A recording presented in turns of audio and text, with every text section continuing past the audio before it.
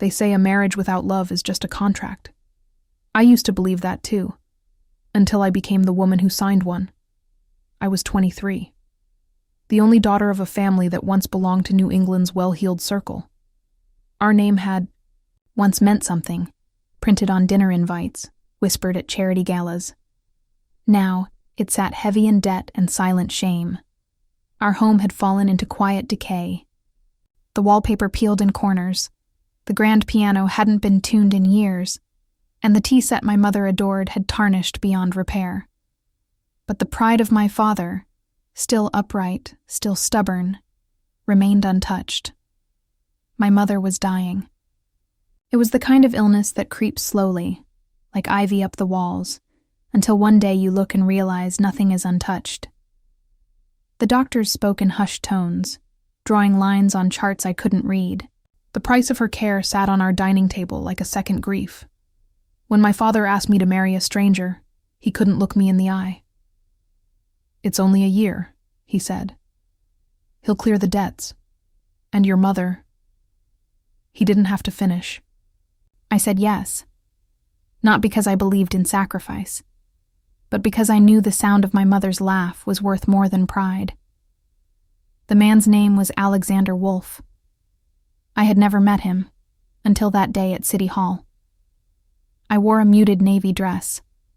No veil, no flowers, just the sharp echo of heels against stone floors and the cold squeeze of my fingers around a pen. I was reciting my half of the vows when the door opened behind me. I turned, and there he was. Tall, broad-shouldered. His coat caught the morning light, and for a moment I couldn't breathe, because I knew that coat. It was a black wool coat, with charcoal gray trim. The same one that had been draped over my shoulders 3 weeks before, when I was shivering at a bus stop in the rain. I had just come from the hospital. It was past midnight. My umbrella had snapped. My arms were wrapped tightly around myself, trying to will away the cold. And then he appeared. Said nothing. Just removed his coat and placed it on me like he was returning something already mine. I whispered, "Thank you." He nodded once, then disappeared into the blur of rain and traffic. And now, here he was. The same man, my soon-to-be husband, Alexander, looked at me for a long moment. His eyes didn't betray surprise, but they softened, just slightly, as if he too had remembered that night. We signed the papers. He didn't speak much, neither did I. But when our fingers brushed as he passed me the pen, I felt something, a flicker, not love, not yet, but something that wasn't indifference. That evening, I arrived at his penthouse, sleek, immaculate, cold. The marble floors whispered beneath my steps. The windows stretched floor to ceiling, offering a breathtaking view of a city that didn't know my name. A maid showed me to a room I was told was mine, separate from his. "For convenience," she said. "For privacy." I sat on the edge of the bed, the silence pressing in. I poured myself tea, weak with too much lemon. My hands were still shaking. I didn't cry, not because I was brave, but because I was past the point where tears felt useful. There was a knock on the door. Not loud. Measured. He entered with a folded blanket in his arms. He placed it gently on the armchair, hesitated, then turned to leave. At the door, he paused. "The coat. I never asked for it back," he said. "You should keep it." And then he was gone. I stared at the door long after it closed. That coat still hung in my closet, carrying the scent of cedarwood and something sharper. Whiskey, perhaps. Or memory. That night, I slept with the blanket he brought. Not because I was cold, but because it made me feel like someone remembered I was there. Woke before dawn. The sky was still indigo, and the city lights shimmered like stars fallen to earth. I made coffee, padding barefoot into the kitchen, surprised to find him already there. He was reading, or pretending to. He didn't acknowledge me, but his hand reached across the counter and slid a second cup of coffee toward me. Exactly how. I liked it. No words, just that. We stood in silence, the air between us not heavy, but tentative, like a pause waiting to become a sentence. The rest of the day passed in polite distance. I unpacked slowly. Books, a few framed photos, my mother's scarf. I placed it on the windowsill, where the light would touch it each morning. My space in his home was carefully assigned, but the emotions were still suspended in midair, like unpacked luggage. That evening, I found a note tucked under the teacup he'd left. It wasn't signed. It didn't need to be. If this wasn't what you chose, then let me at least make it something you don't regret. I sat with those words for a long time. They weren't grand. They weren't poetic. But they were human. I opened my closet and ran my fingers over the coat once more. What kind of man gives his coat to a stranger, then marries her in silence, only to offer kindness like fragments of light in a house too large for conversation? Alexander Wolfe was still a stranger, but somehow not unfamiliar. This wasn't a beginning. Not really. But it wasn't an end either. It was a middle. A quiet, hesitant middle. And in that middle, something was waiting. The penthouse was always quiet in a way that didn't feel restful. It was the kind of silence that buzzed just beneath the surface, too perfect, too polished. I never knew if I was allowed to disturb it, or if it had swallowed every sound before me. Alexander and I lived like polite ghosts, drifting through shared spaces with barely a nod. At breakfast, he'd already be gone. At dinner, I sat alone. The kitchen staff prepared exquisite meals I barely tasted. It felt like living inside a painting, beautiful, still, and far away from anything resembling a pulse. But there were gestures. Small ones, quiet things that no one else would notice. The first time I caught the scent of freshly brewed chamomile tea outside my bedroom door, I assumed it was coincidence. By the third morning, I knew it wasn't. It was always there. Warm. Waiting. A silent offering. One evening, I wandered into the music room. The grand piano stood by the windows, untouched but gleaming. I sat and let my fingers hover above the keys. I hadn't played since high school, but muscle memory is a stubborn thing. Notes stumbled out, hesitant and soft, like trying to remember, a language I once knew by heart. I played for a few minutes. Then I heard it. A sound. A breath, maybe. I turned. He was standing in the doorway. He didn't speak, just nodded once, almost imperceptibly, and disappeared. That night, there was no tea at my door. There was a small bound book instead. Sheet. Music. Classic pieces. Marked with his initials on the inside cover. The next day, we crossed paths in the hallway. I said, "Thank you." He simply nodded again, but his eyes lingered, just a second longer than before. It was nothing. And yet, it wasn't. I began to notice how he would pause near the conservatory when I read, how the pantry was suddenly stocked with the brand of ginger cookies I had once mentioned liking, the way his hand would hover near mine when passing, a plate, always stopping just short of contact. There were no grand declarations, no romantic gestures, just presence, the kind that said, "I see you," even if he never said the words. One night, a storm moved in. I stood by the tall windows in the living room, watching lightning thread across the sky. Alexander entered quietly.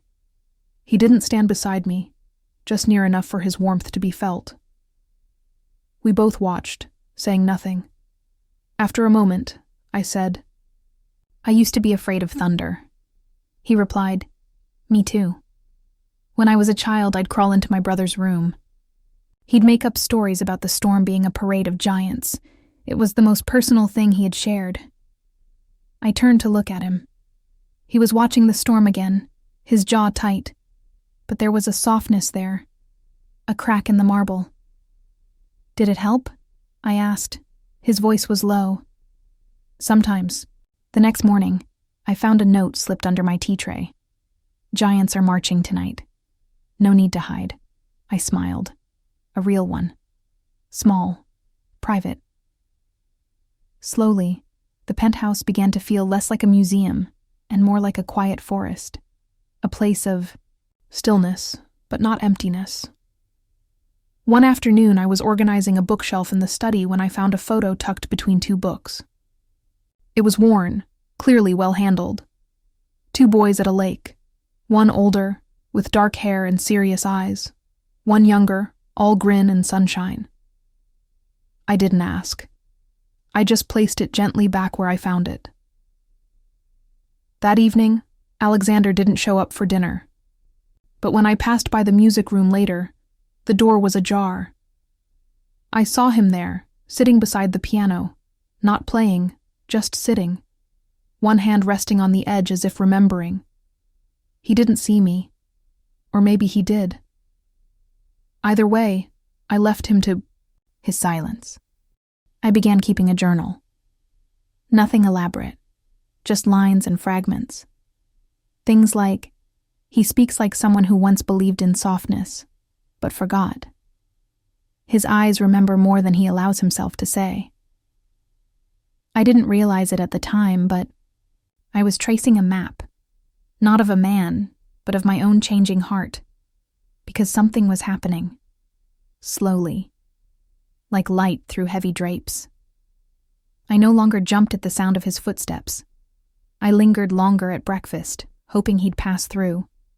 Left the coat, the one from that rainy night, on a chair in the entryway. He never moved it. Maybe he understood. Maybe that was his way of saying he remembered too. We didn't talk about what we were, but we began to talk about other things, books, the way the city smelled different after snow. Once, even laughter. And that, perhaps, was the loudest thing in a house built of silence. It happened on a Tuesday. One of those gray mornings where the sky feels low enough to touch, and every sound seems muffled by the weight of cloud. I was shelving books in the west hallway. His books, the kind with embossed spines and pages that smelled like the past, when I noticed a draft. A thin breath of air. Unexpected. Brushing my skin. I traced it to a sliver of light along the wall, half concealed behind a worn tapestry. There, embedded like a secret, was a door. Not grand, not ornate. Just a simple panel, painted the same shade as the wall, so easily missed if not for that whisper of air. The handle was cold. It turned with a reluctant creak. Inside, dust danced in ribbons through slatted sunlight. A small room, square and quiet, held the remnants of something once beloved. A child's drawings, yellowed with age, clung to the walls. A baseball glove sat on a shelf beside a cracked snow globe. A lamp with a faded shade leaned near a twin bed, still made. The blanket folded precisely, undisturbed by time.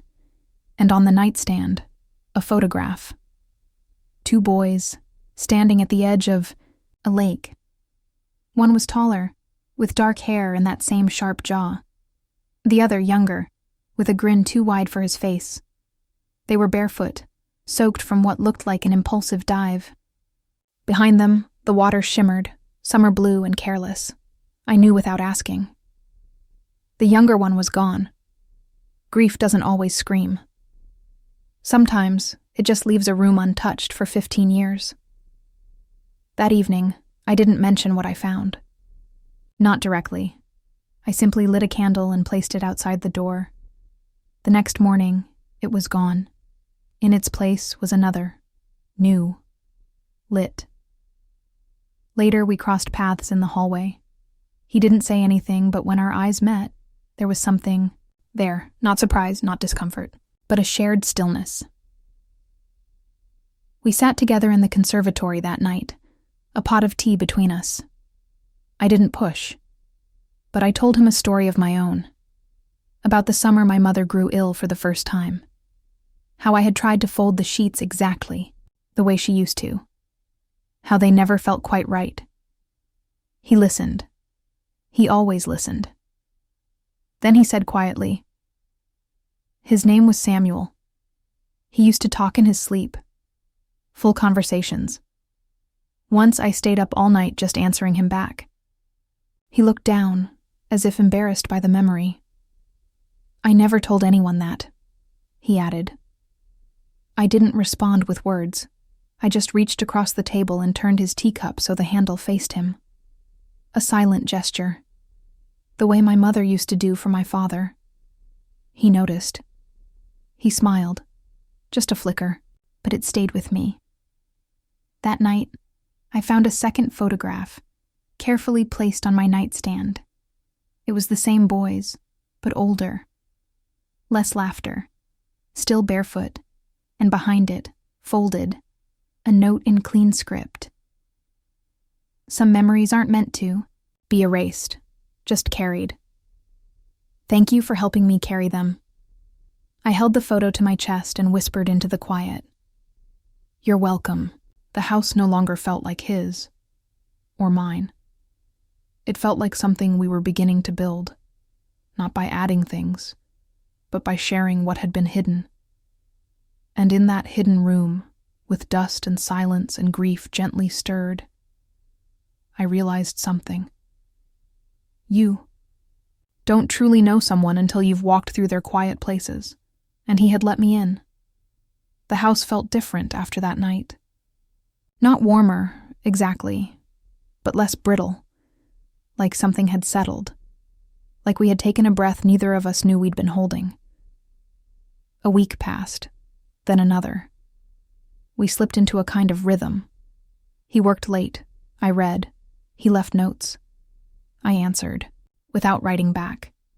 Sometimes a nod across the kitchen, a glance during tea.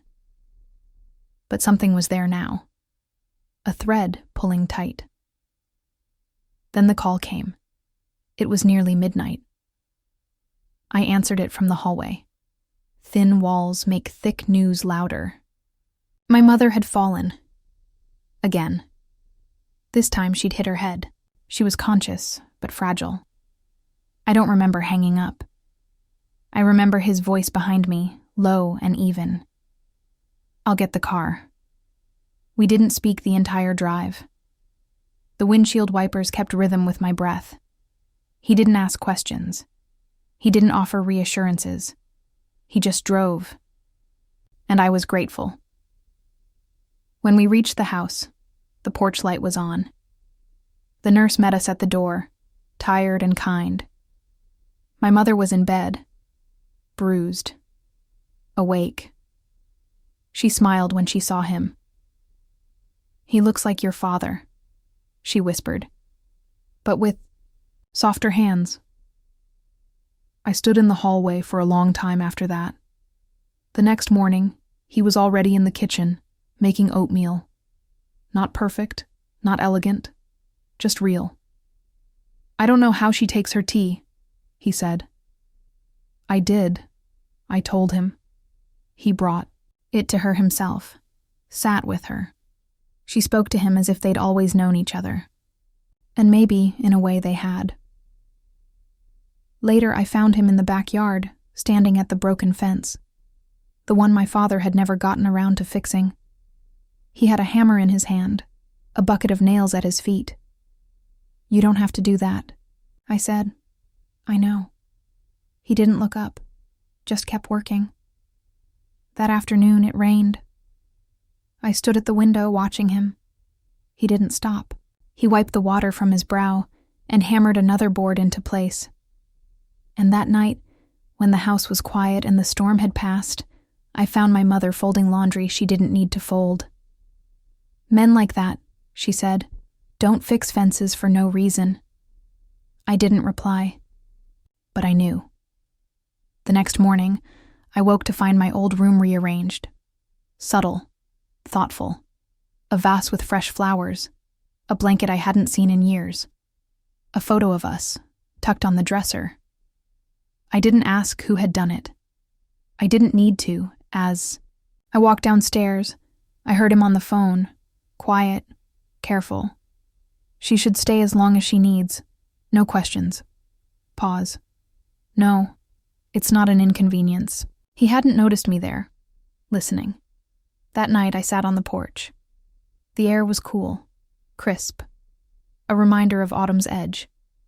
He joined me without a word. I was supposed to take care of her, I said. You are? I looked at him. Not like this. His gaze didn't waver. You didn't fail. The words didn't solve anything, but they were a balm. A quiet one. The kind that doesn't sting, just seeps in slowly. He rose, walked back inside. But before the door closed, he said, I know what it's like, watching someone you love fade in pieces. The door shut gently, and I sat there long after the stars appeared. Later that week, my aunt came to visit. She brought with her a worn box of letters, my mother's, tied with twine. She wanted you to have these, my aunt said. That night, I read them by lamplight. Stories of early love, of a marriage filled with hope and hardship. One line struck me hard. Sometimes the people who save us don't even know they're doing it. I folded the letter and placed it in my coat pocket. In the morning, I found him in the kitchen again. Still quiet, still present. He poured me coffee. This time he added just the right amount of milk. Thank you, I said. For what? For staying. He met my eyes. You didn't ask me to leave, and I realized then we were both learning how to stay. The days after my mother's fall passed in a hush. Alexander stayed, quietly present. He made himself useful without being asked, refilling water pitchers, adjusting pillows, listening to the nurses without interrupting. He didn't hover, but he didn't disappear either. Somehow, that steadiness became a kind of comfort. It was on the 5th night that the storm came.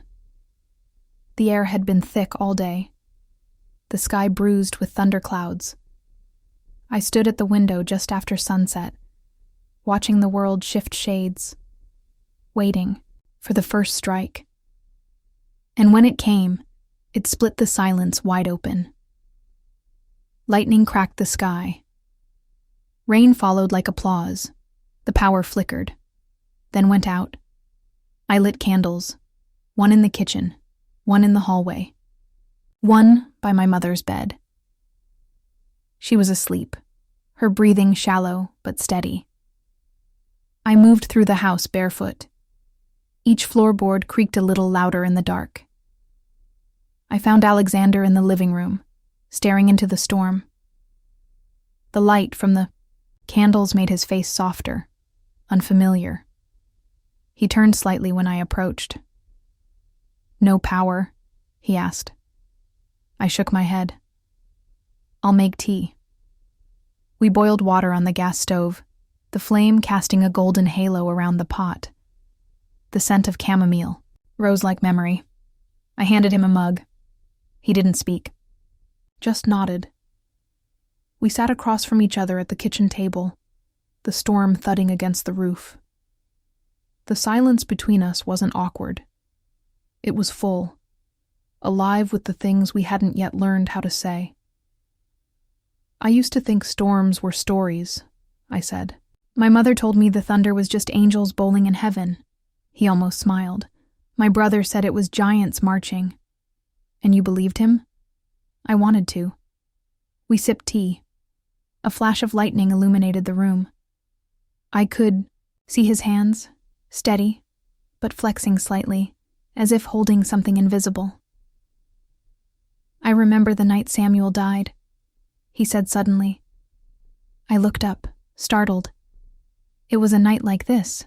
I was supposed to be watching him. I was reading in the kitchen. He snuck out to the lake. I waited. I found his shoes on the dock. And then nothing.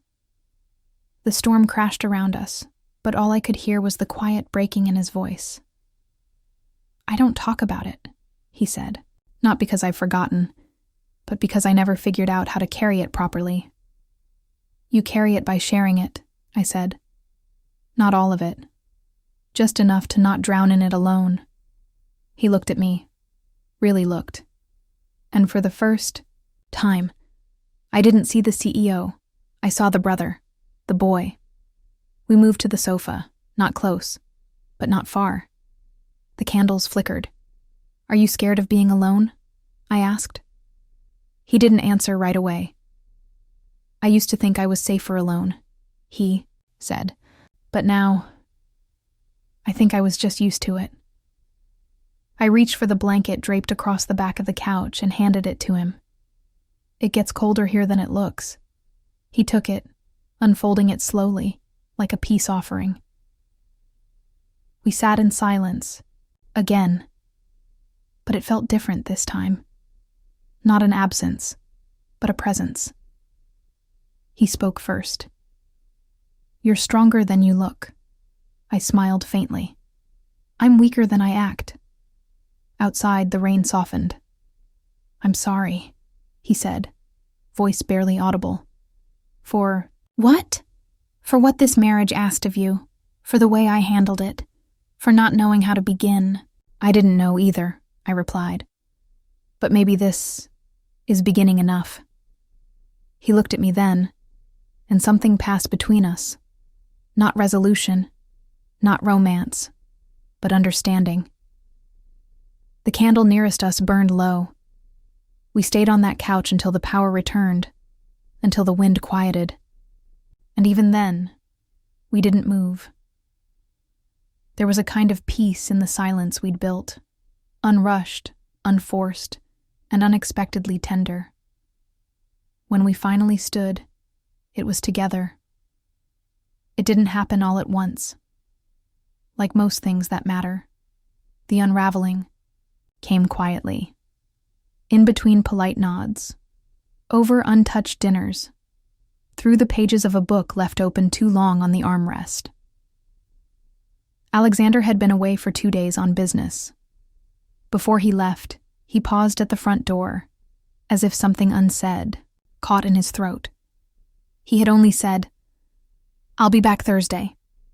I had nodded, not knowing that something else was already beginning to shift. It started with the knock on the door. A woman stood there, late 30s, poised in a cream coat with lips red enough to cut glass. She didn't smile. "I'm here to see Alexander," she said. "He's not home." "I know." She stepped inside before I could stop her. "Look," she said, setting her gloves on the hall table. "I don't want to intrude, but I think you should know what this arrangement was originally meant to be."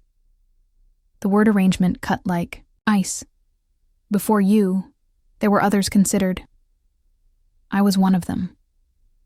The only difference was, I didn't agree to be bought. She looked around the room, her gaze tracing the edge of the piano, the blanket draped over the couch. "I loved him once, and I know he doesn't love you." I didn't say anything, but the silence said enough. She stepped closer. Her voice softened, a dagger in velvet. "You're not a wife. You're a story, one he tells himself to sleep at night." She left her, perfume behind, and something colder. I didn't cry until hours later, long after she was gone. I wrote a letter. It wasn't a goodbye. Not quite. Just lines that began with, "I don't know who we are," and ended with, "I need time." When Alexander returned, I was gone. I went back to the old house. My mother had since moved into hospice care. The bedroom felt cavernous without her in it. Her books lined the shelf. Her scent still lingered in the blankets. I stayed for a week. I cooked. I walked the garden. I wrote pages I never sent. The silence there wasn't painful. It was familiar, but it wasn't healing.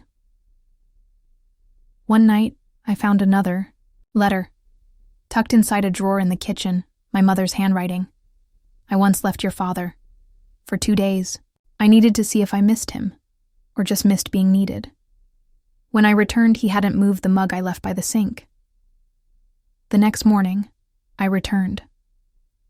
Alexander was in the garden. He was fixing the bench beneath the maple tree, the one I always sat at with tea.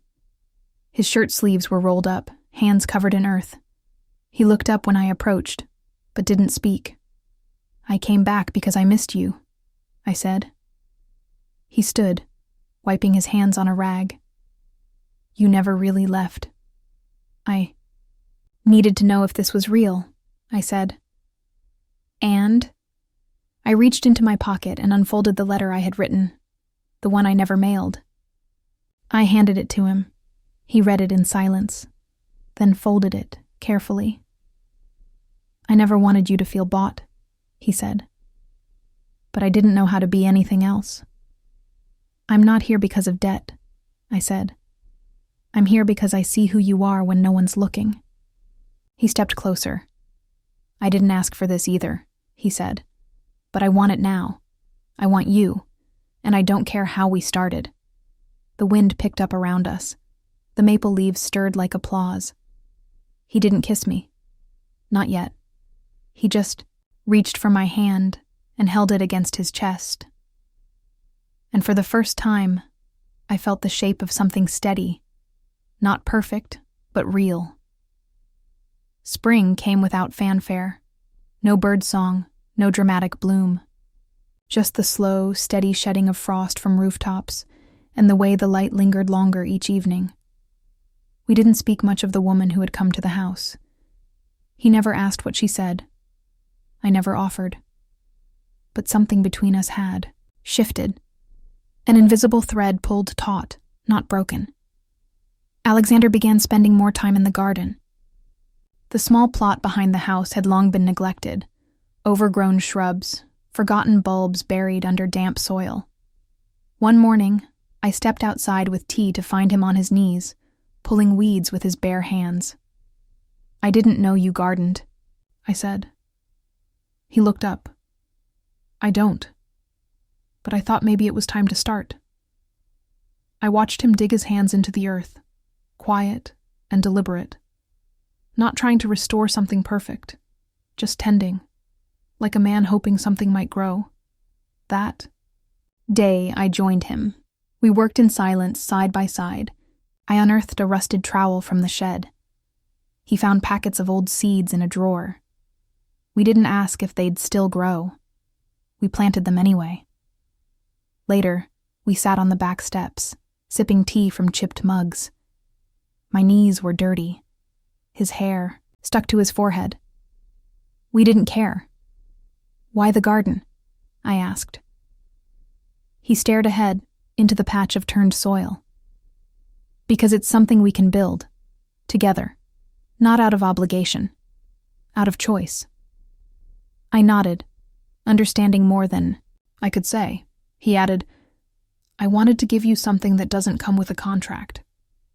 That night, I wrote him a letter. Nothing long, just a few lines. You're not the man I married, and I'm grateful, because the man you are now is someone I chose. I left it on the piano. He never said anything, but the next morning, I found my favorite flower, just one, pressed between the pages of my journal. In the following days, we found a rhythm again. Not like before. Better.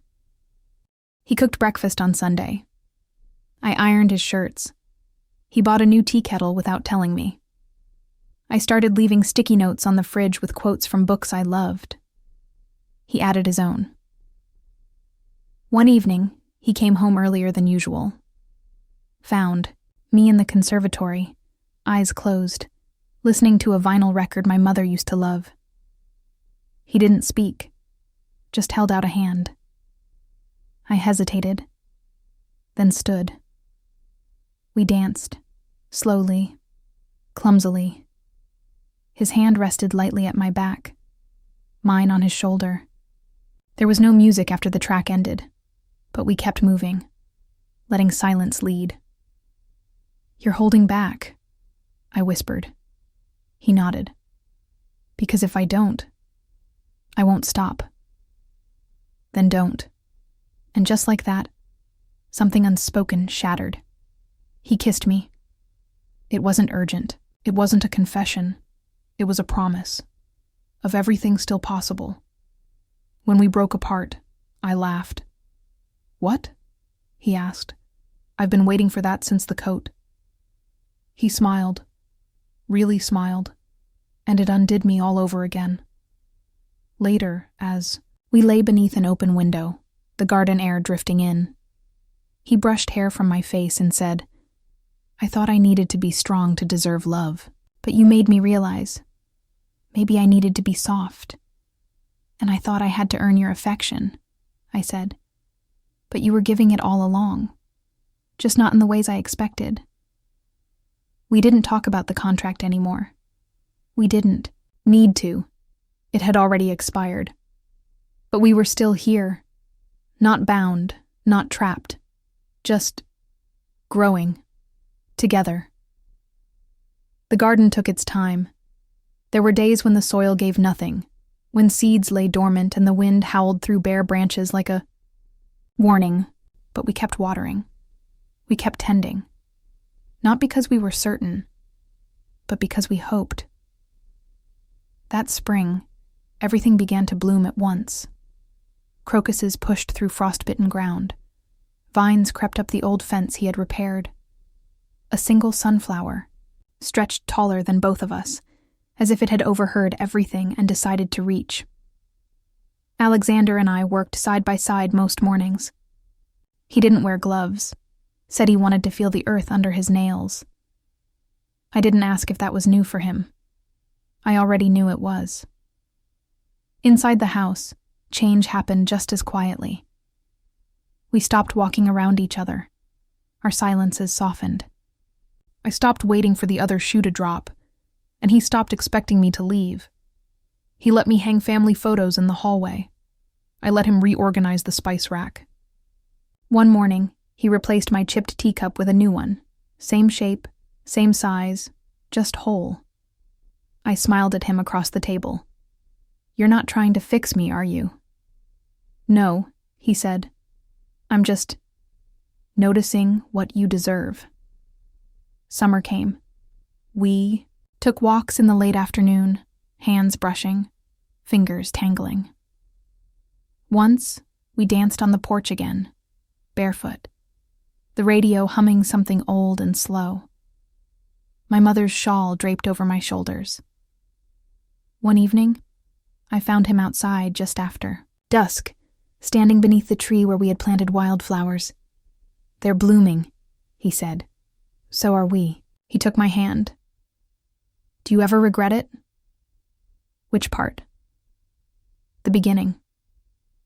I thought about the hospital, the pen, the coat, the way I couldn't meet his eyes when we said our vows. "No," I said, "because it gave us this." He nodded, looked up at the sky. I thought I would always be the man who gave everything but never received. And then you came, and I didn't know how to let myself have peace. "You didn't have to know how," I said. "You just had to want it." That night, we lay in bed, the windows open, summer air drifting in. He held me like something familiar, not fragile. "I used to believe I was built for solitude," he said. "And now? Now I believe I was waiting for you." There was no ring exchange, no second wedding, no witnesses but the wind and the dog that had taken to sleeping at our feet. Just a quiet, steady kind of love. The kind built from mornings shared, fences, mended, hands held under stars. On the anniversary of our agreement, the date the contract was meant to end, we didn't mention it.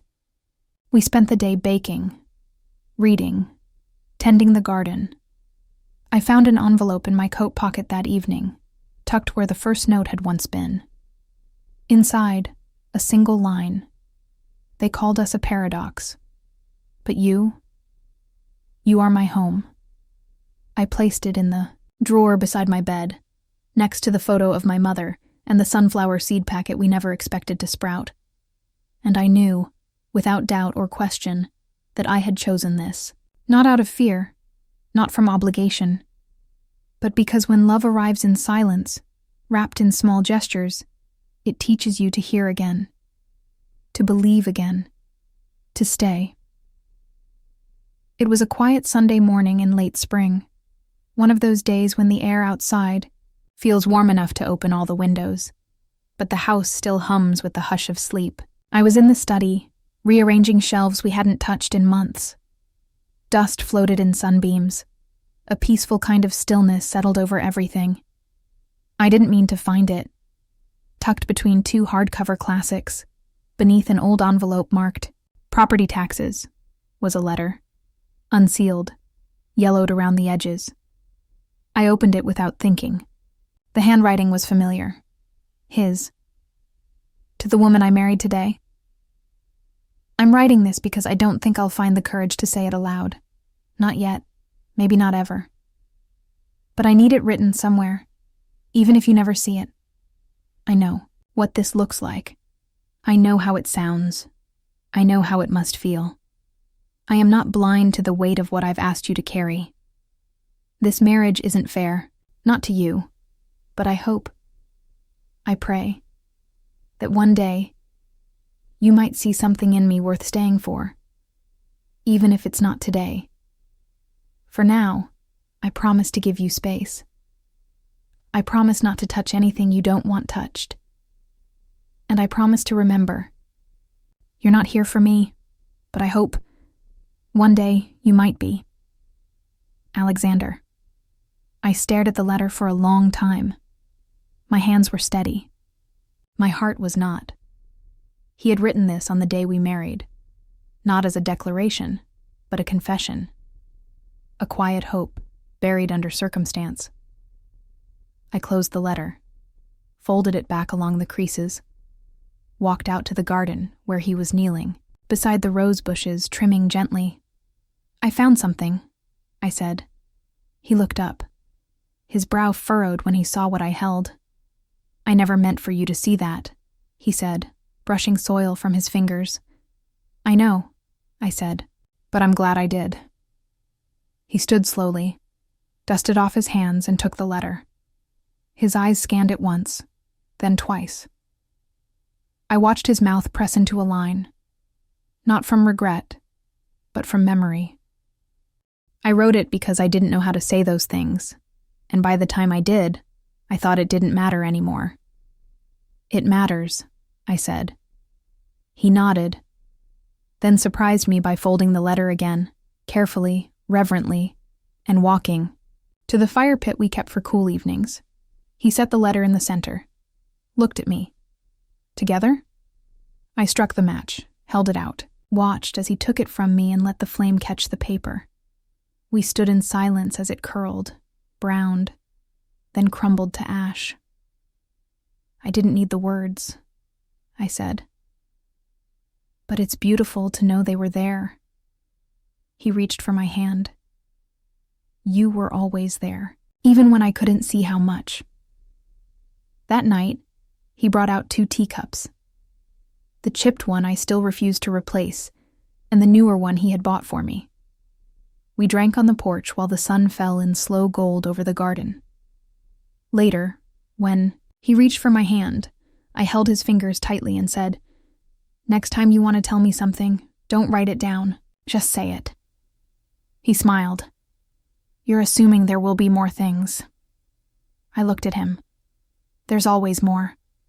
And in the quiet that followed, we both understood something very old and very new. We weren't just learning how to love. We were learning how to be known. It was the summer the garden overflowed. Everything seemed too much, too green, too full, too alive. And in the middle of that wild abundance came a cry, small and new, but louder than any thunderstorm we had weathered. Samuel was born on a warm afternoon in July. He had Alexander's eyes, my hands, and a quiet, observing stillness from the moment he opened them. I held him first, then Alexander. He didn't cry. Not Samuel, not Alexander. Just stared at him as though he had never seen something so small, so absolute. "He's real," Alexander whispered. "He is," I said. "And he's ours." The first few months blurred. Bottles, lullabies, rocking chairs that groaned under the weight of exhaustion and joy. My body changed. My rhythm shifted. The woman I had been, quiet, restrained, found herself humming off-key to a baby swaddled in moonlight. Alexander surprised me. He woke early, walked the floor with Samuel when colic came like waves. He learned how to fold onesies and how to heat bottles just right. But more than anything, he watched. Watched Samuel sleep, watched me nurse, watched the life we had built bloom around him like the garden in early August. One evening, I found him kneeling beside the vegetable bed, Samuel tucked in a wrap against his chest, barely 2 months old. "He likes it here," Alexander said. "You mean the dirt?" "The quiet, the work, the way things grow." He ran his hand along the edge of a rosemary plant. Samuel stirred, then sighed, deeply content. "I was afraid," Alexander admitted, "of what kind of father I'd be."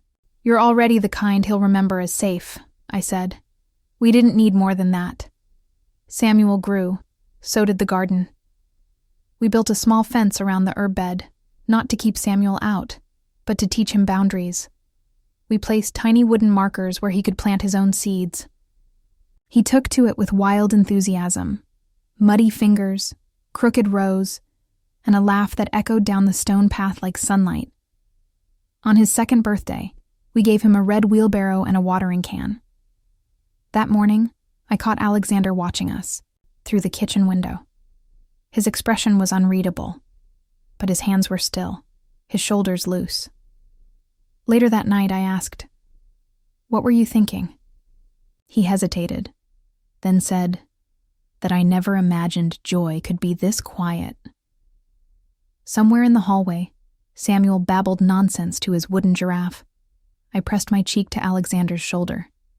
"That's how you know it's real." We took photos, of course. Dozens.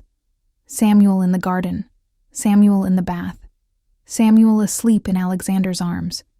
But the image I returned to, again and again, was a memory, not a photograph.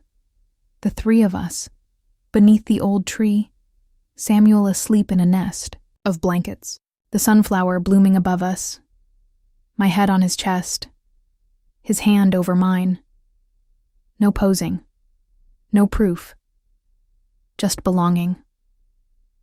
In my journal that week, I wrote, "We spend so much of our lives trying to be enough, and then someone comes along who makes you feel like just being is the miracle."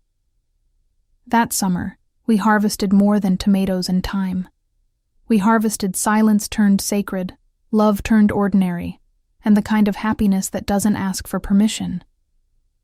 15 Novembers had passed since the day we signed a contract neither of us fully understood.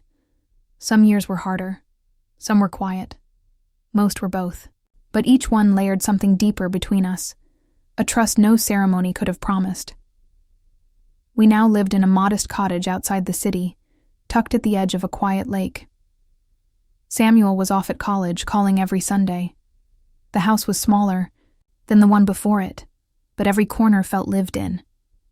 There were handprints in the garden soil, a dent in the floorboard from Samuel's first toy truck, and shelves lined with memories we didn't need to label. It was late afternoon in early November. The air had that distinct scent of turned leaves and chimney smoke. I was sitting on the porch with a blanket over my knees, a mug of cinnamon tea in hand. Alexander stepped out beside me, wrapped in his old navy cardigan, the one I had secretly shrunk in the dryer once, years ago. He didn't speak at first, just sat down and handed me a folded note. Found it in an old coat pocket, he said. I opened it. To my wife, whom I once married in silence. Thank you for every word we've learned since. I looked over at him. That was your coat, wasn't it? The one from the bus stop. You kept it? Of course I did, he said. It was the first thing that ever touched you. The wind tugged gently at the corners of the paper. We sat in quiet for a while. The kind of quiet that only comes from having said everything worth saying. Behind us, inside the house, the kettle began to hum. A slow, familiar sound. I used to think love was something loud, I said, staring out at the lake. So did I, he answered. But I think maybe it's just something that stays. He nodded, reached for my hand and laced his fingers through mine. His skin was thinner now, warmer. From the far end of the porch, our dog stretched and groaned, then settled again. I don't miss the mansion, I said. I don't miss the silence, he replied. I laughed softly. You used to think silence was safety. And you showed me it could be presence. The sun dipped behind the trees, washing the porch in a golden hush. Somewhere in the woods, a crow called once, then fell silent. We didn't need a party. We didn't need applause. What we had was a bench built by his hands, a porch weathered by 15 seasons, and the stillness of a love that had grown past needing to prove itself. That night, I placed the note he gave me in a wooden box beside our bed, next to Samuel's first drawing of us as a family, and the seed packet from the sunflower he once planted for me. As I closed the lid, I whispered aloud, not sure if he heard. They called us a paradox, but this is home.